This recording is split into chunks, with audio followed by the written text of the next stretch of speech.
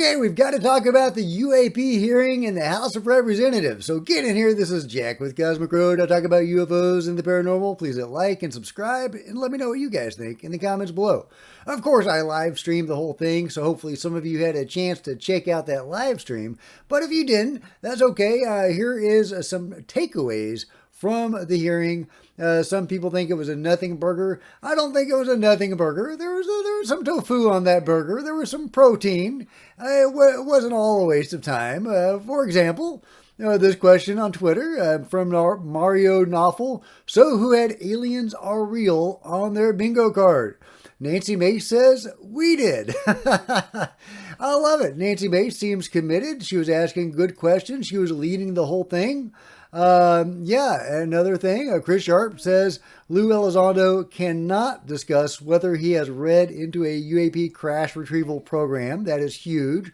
Why? Because as Nick Pope points out, Representative Jerry Muskowitz' observation and response that you can't talk about Fight Club if there's no Fight Club. That's right. Lou Elizondo admitted there's a Fight Club. There's a UFO crash retrieval operation, and we'll get into more of that. Nancy Mace also says, if it doesn't exist, why are we spending taxpayer dollars on something that isn't real? And if it does exist, why is it being deliberately hidden from the public? Wise words. There was some really interesting discussion from Lauren Boebert.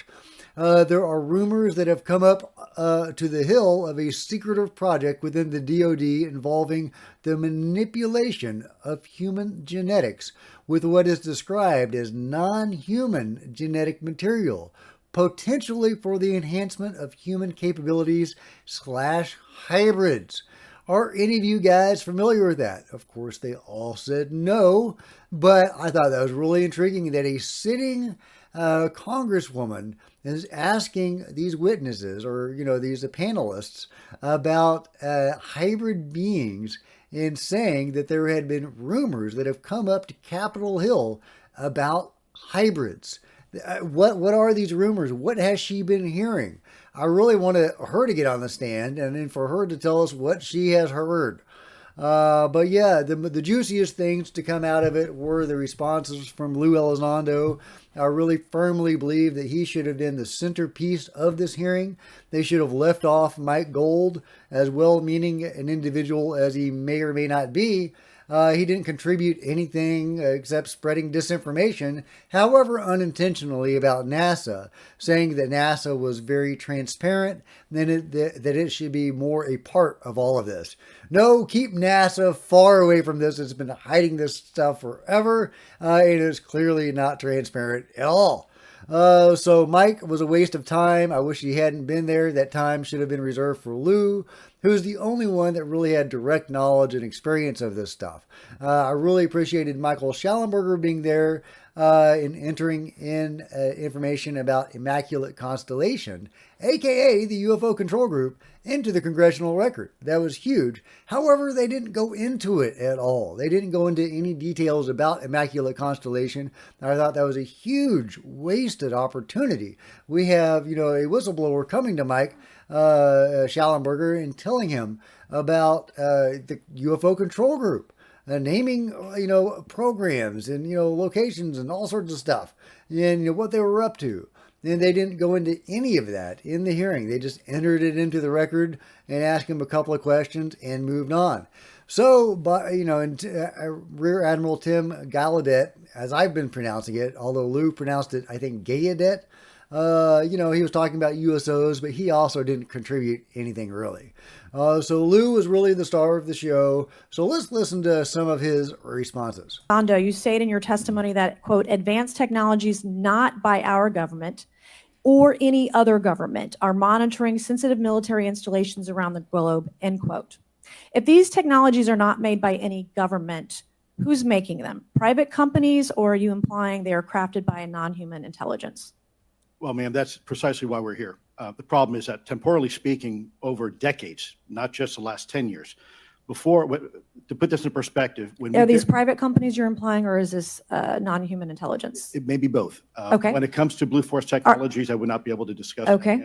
Are you read into secret UAP crash retrieval programs?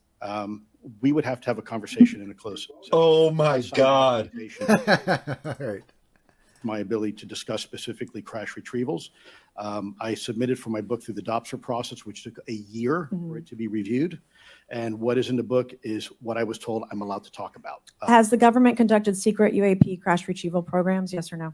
Yes, Okay. Were they designed to identify and reverse engineer alien craft? Yes or no? yes. Does the Okay, boom, boom. Lou Elizondo admits there is an alien crash retrieval program. That's huge. And, it's say what you will about Lou, but he stood up with the others and swore an oath to tell the truth. He can be, convicted of perjury if he were lying, so I take him very seriously. There's a lot of anti-Lou people out there, but I take Lou very seriously. And even more seriously now that he has actually gone under oath to talk about this stuff. But what we really needed was the whistleblower that came up to Schallenberger talking about Immaculate Constellation. We need those program participants and witnesses to be able to come forward. It's so frustrating that they are not coming forward. Neither are David Grush's witnesses or whistleblowers. Sounds like we really need better whistleblower protection. And hey, maybe this hearing will get us one step closer to getting that. It cements how important all this is, and it makes this more, Congress. It allows Congress people to talk about this more openly, right? It makes it okay to talk about. Meanwhile, Tim Burchett is saying today, I dropped legislation that would protect UAP whistleblowers. We need people to have the courage to bring the truth to light, and they need to know they'll be protected when they do. Amen, Tim. Amen. So that's what we really need, is for these whistleblowers to be able to come forward. And this was a really interesting thing that Jerry Muskowitz said. We're met with people not wanting us to have hearings. We're met with people not wanting us to ask you questions. In fact, many of us were told not to ask some of you certain questions on certain topics. Yeah, okay, so who is telling you that, Jared? And what topics are you not allowed to talk about? And who are you not supposed to address those questions to? I would love answers to some of that, guys. I would love answers to some of that. Let's see. Here's what Representative Anna Paulina Luna had to say. Can you speak on that at all? Ma'am, I'm not qualified, certainly as a scientist or otherwise, to speculate points of origin. I looked at everything from a scientific perspective. So if you look at, for example, instantaneous acceleration, which was one of the observables of the program that I belong to, ATIP, the human body can withstand about 9 G-forces for a short period of time before you suffer negative biological consequences, blackouts and ultimately redouts and even death. Comparison, our best technology, the F-16, which is this older platform, but one of our most highly maneuverable aircraft, manned aircraft, made by General Dynamics, can perform about 17 or 18 G-forces before you start having structural failure, meaning that the airframe begins to disintegrate while you're flying. The vehicles we're talking about are performing in excess of 1,000, 2,000, 3,000 Gs. That's insane. That is insane, guys. And so now, hopefully, Congress people will start to take this more seriously. I think it was Eric Burleson at one point that asked, well, okay, where do we go? If you were us, where would you go to continue this conversation, to get further answers? What doors should we knock on? And I think it was Lou that said, well, we'll have to talk about that in a skiff. Yeah, you got that several times today, unfortunately. Let's see. I haven't gone over all of this. I hope there's no repeats, but there may be some repeats to talk about. Has the government conducted secret UAP crash retrieval programs? Yes or no? Yes. Okay. Were they designed to identify and reverse engineer alien craft? Yes or no? Yes. Oh, yeah, I mean, that's definitely worth hearing again. That's probably the juiciest thing to come out of it. Okay, another juicy thing. I mean, the biggest thing is just getting Congress involved in that, and having them continue the pursuit of the truth in all this and getting this to the public. So let's see what Nancy Mace has to say speaking to that. This, again, is just the tip of the iceberg. We've only had 2 brief hearings on it. There's more work to be done. I think the success of this hearing today will mean that there'll be more hearings in the future, greater investigation, and hopefully more whistleblowers to come forward. Yeah, more whistleblowers. But there you go. We have Congress people actually seriously getting involved, taking this stuff seriously. We actually had John Greenwald brought up during the hearing. That's right, with all his FOIA documents. Schallenberger was talking about this. I think it was Schallenberger. Yeah, it was really cool to see John brought up, as he should, because he has done such great work while getting these FOIAs. And, I'll give him grief sometimes, but he has done a lot of work and really furthered the conversation and the pool of knowledge that we have about what the government's been up to.